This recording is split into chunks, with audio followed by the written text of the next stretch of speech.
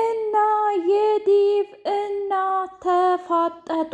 ፋይሉን አደይ አገኘችው። ፍቅር ተዋረደች። ሊሊ ደስ አላት። ዳኒ አበቃለት። ዳኒ ሰተት ብሎ ፖሊስ ጣቢያ ሄዶ ቤዛን እግሯ ስር ወርቆ እባክሽ እህቴ ይቅርታ አድርጊልኝ፣ ምክንያቱም ባቡሬ አታለለኝ ብሎ አላት። አንተ የተረገምክ አረመኔ፣ እኔ ላንተ ብዬ እጅግ ብዙ መስዋዕትነት ከፍዬ እንዴት ነው እንደዚህ የምታደርገኝ? ቆይ ወንድሜ ምን አይነት አረመኔና ጨካኝ ሰው ነህ ብላ አለችው። እውነት ለመናገር እኔ እኮ ሆን ብዬ አይደለም፣ እባክሽን አግቶ እኔንም ገጀራውንም ፍቅርንም ሲያሰቃየን ነበረ እና ፍቅር ቤት ነበረ ያስቀመጥኩት። ያቺ የተረገመች አደይ ተብዬዋ ናት ያገኘችው ብሎ አለ። እኔ እኮ ነግሬህ ነበረ፣ ድሮስም ቢሆን ይችን ፍቅርን እንዳታምናት፣ ከፍቅር ራቅ፣ ለእኛ ቤተሰብ ፍቅር የሚባል ነገር አይገባንም ብዬህ ነበረ።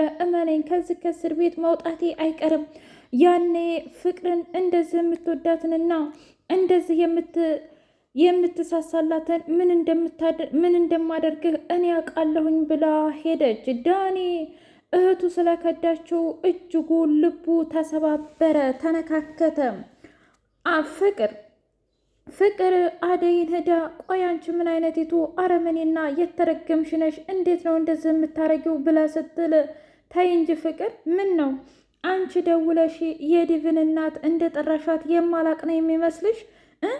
እንግዲህ የዲቭ እናት በጣም አካባጅና እንዲሁም ጭራሽ እኔ ለልጁ እንደማልገባ ነግራኛለች። የዚህ ሁሉ መንስኤ ደግሞ አንቺ ነሽ። ምክንያቱም የቤት ሰራተኛ ምናምን ብለሽ የተናገርሽው አንቺ አይደለሽም? ስለዚህ እመኝኝ፣ ዋጋ ትከፍሊበታለሽ። እኔንና ዲቭን እንደዚህ እንዳለያየሽንና እንዳጣላሽን አንቺ ራስሽ ዋጋ ትከፍላለሽ ብላ አለቻት። እኔ ምንም ነገር አላደረኩም፣ ትሰሚኛለሽ? እማዬ ብትሰማ ትናደድብኛለች ብላ አለች። እኔ የሚያገባኝ ነገር ይመስልሻል እንዴ? ያንቺ እናት ተናደደች አልተናደደች እኔ ያለሁ አይደለም እንዴ? በተስፋ የሞኩኝ። ለማንኛውም ከዚህ በኋላ በእያንዳንዱ ነገር ብትዘጋጅ ይሻልሻል ብላ አለቻት። ቆይ ምንድን ነው የምዘጋጀው? እሱን አላቅልሽም፣ ግን ደግሞ መቼም ከዚህ ሁሉ በኋላ እኔ እና አንቺ ሰላም የምንኖር ይመስልሻል እንዴ? ዝም ብለሽ ጠብቂ ብላ አለቻት። ዲቭ ፍቅርን ማንቁርቷን አንቆ አንቺ ነሽ አይደለም እናቴን ከውጭ ሀገር እንድመጣ ያደረግሻት? ምክንያቱም በፍጹም እማዬ የመጣት የፈለገችው የሰርጉ ቀን ነው እንጂ አሁን አልነበረም። እና ምን አይነት ሰበካ ብጠሪያ ነው እንደዚህ ያደረገችው? እስኪ ንገሪኝ ብሎ ሲል እኔ ምንም ነገር አላደረኩም አይደል እንደምልህ። ቆይ ለምንድን ነው የማይገባኝ? አንተስ ብትሆን የእውነት የምትመጥነህ መስሎህ ነበር እንዴ ብላለችው። ትሰሚኛለሽ? መጠነችኝም አልመጠነችኝም እሱ አያገባሽም።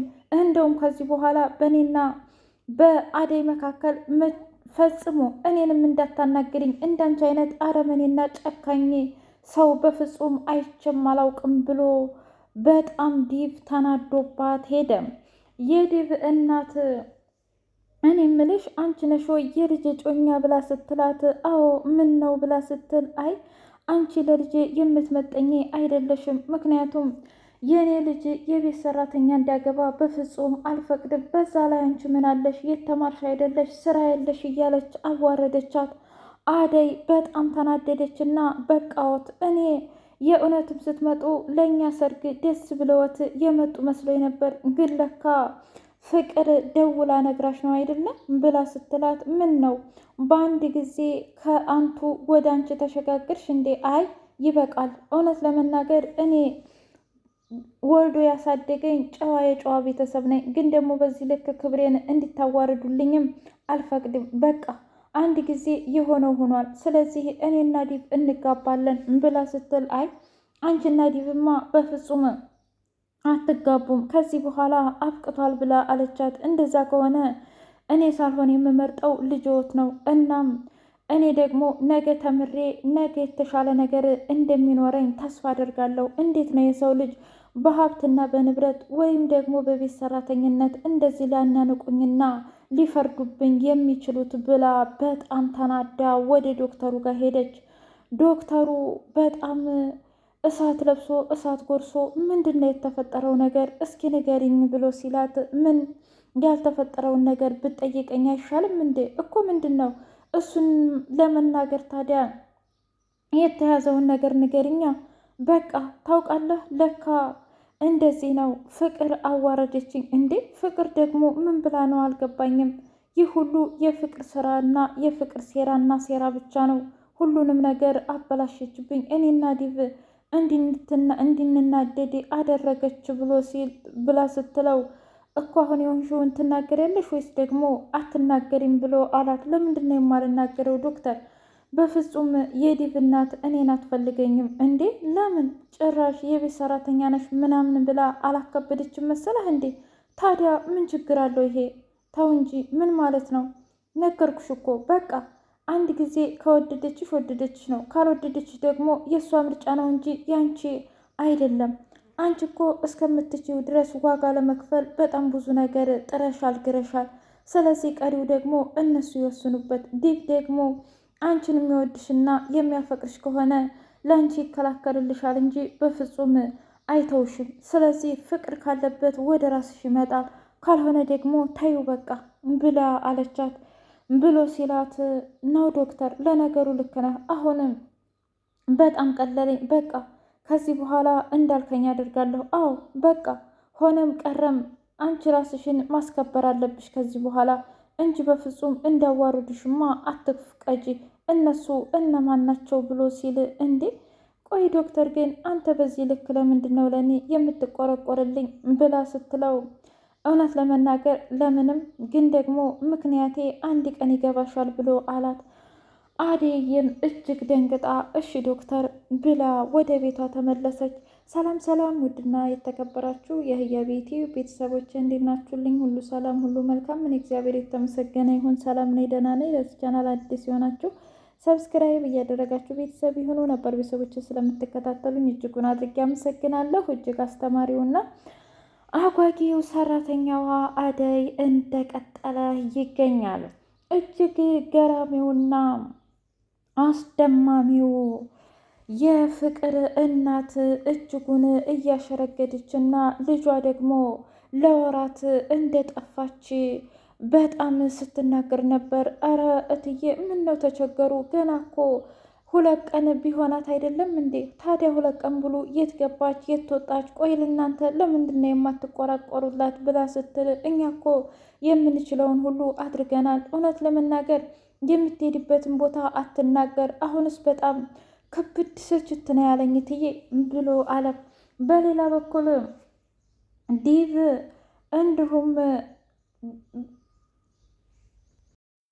እንዲሁም ባቡሬ ቁጭ ብለው እያወሩ ባሉበት ሰዓት እኔ ምልህ አንድ ጥያቄ ልጠይቅህ ብሎ አለው። ምንድን ነው? እስኪ ጠይቀኝ። ማለቴ በዚህ ልክ እንደዚህ ግራ የገባህ ነገር ምንድን ነው ብሎ ሲለው እማዬ መታለች። እማዬ ደግሞ አደይ የቤት ሰራተኛ መሆኗን በፍጹም አታውቅም። ምን?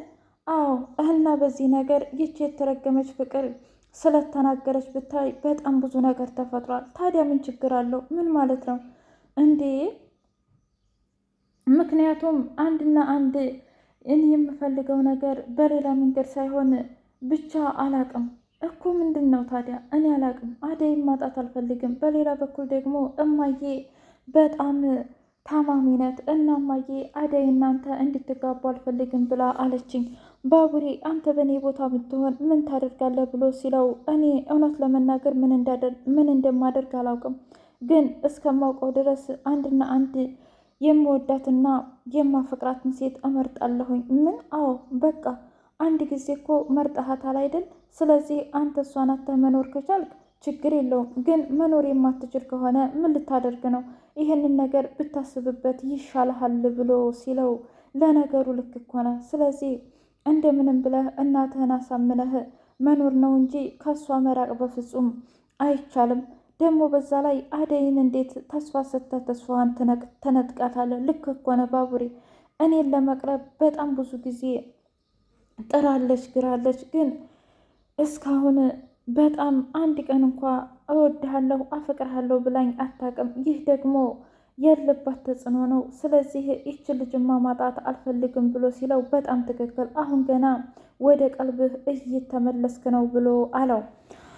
በሌላ በኩል በጣም የሚያሳዝነውና የሚያስደነግጠው የቤዛና እንዲሁም የወንድሟ ነገር፣ አንተ አረመኔ ጨካኝ፣ አንተ ቆይ ምን አይነት ነገር ነው? ፍቅር ፍቅር እያልክ ሁሉንም ነገር አበላሸብኝ። ለእኛ ቤት እኮ ፍቅር እንደማይገባ ነግሬህ ነበር ብሎ ሲለው፣ አረ ተረጋጋ እንዴ! ቆይ ለምን እንደዚህ ትያለሽ? እና ምን እንድል ነው የጠበከው? እስኪ ንገረኝ። እንዴት ነው አንተ ፍቅርን አምነህ ከእሷ ጋር ገደል የምገባው? እህነ የመረጃው ውስጥ ለሊሊ ሰታት ነው? አይ በፍጹም ለሊሊማ እንዳልሰጠች እኔ በደንብ ነው የማውቀው። ግን አደይ ሂዳ ሁሉንም ነገር አበላሸችው። ማለቴ ሂዳ እሷ በርበራ ነው ያገኘችው ብላኛለች። በጣም ጥሩ። እንደዛ ከሆነ እንግዲህ ቻለው። ምን ማለት ነው ቻለው ማለት? በቃ እኔም እስር ቤት እበሰብሳለሁ፣ አንተም ደግሞ በፍሪደም ከፍቅር ጋር ፍቅራቸውን አጣጥሞ ብላ ተቀየመችው።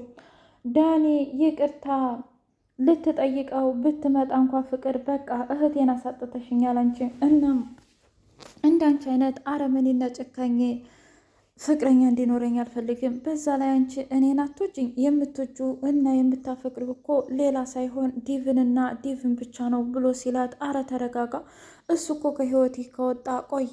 የእውነቴን ነው ምልህ፣ ካንተ ጋር በጣም ልዩ ስሜት እየተሰማኝ ነው ዳኒ። ይልቁንስ እንደዚህ አታድርግ ብላ አለችው። በቃሽ፣ ከዚህ በኋላ እንዳንቺ አይነት ሰው ማመን አልፈልግም ብሎ አባረራት። የፍቅር እናትና የዲቭ እናት ቁጭ ብለው እያወሩ ባሉበት ሰዓት አምኜሽ ነበረ፣ ልጆችን ሁለቱንም ስሰጥሽ አምኜሽ ነበር። እንዴት ነው ብለሽ ከቤት ሰራተኛ ጋር ልታዳድሪው የምትችይው ብላ ስትል፣ አረ ተረጋጊ።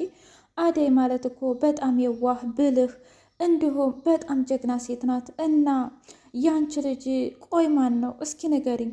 አረ ተይ ግደለሽም ተይ። ሁሉን ነገር ለምንድን ነው ከውጭ ሀገር ጋር የምታገናኙ? ሁሉም ሰው የተማረ ነው እንዴ? አደይ ደግሞ ከተማሩት በላይ በጣም አስተዋይ ናት። እሷን ያየ ወንድ ሁሉ እንዴት እኮ እንደሚማልላት ብላ ስትላት፣ እኔ ምን አገባኝ፣ ግን የኔ ልጅ በፍጹም አደይን አያገባም ብላ አለች። የአደይ እናት ለብርሃኔ ደውላ በፍጹም ይሄ ሰርግማ እንዲፈጠር አልፈቅድም እና ገና አባቷ እንኳ ከቆላ ሳይመጣ የምን ደስታ ነው? እና አንቺ እዲብ ላይ ሲደውልልሽ ስልክ የምትዘጊ ጎበዝ፣ ታዲያ እንዴት ነው አንቺ ስሜት እያለሽ ሁለተኛ ደግሞ ለሌላ እምድራት አደይን ለዲቭ እምድራት? አይሆንም፣ ይሄን ነገር ሂጄ አስተካክላለሁ ብላ ስትል ብርሃኔ እጅጉን ተጨነቀች። ጫኔና እንዲሁም አለልኝ ደግሞ የአደይ አባት ቆላ ሂዶ በመቅረቱ እጅጉን አሳስቧቸዋል። ምክንያቱም ጉሮሯችን እኮ የሚሸፈነው በሱ ነው። ቆይ አባባ መሆነው ይሆን? አሁን ደግሞ ወደ ጥሩ ማንነቱ እየተመለሰ ጭራሽ ችግር አጋጠመው ማለት ነው እያሉ ቆላ ወርዶ ችግር አጋጋ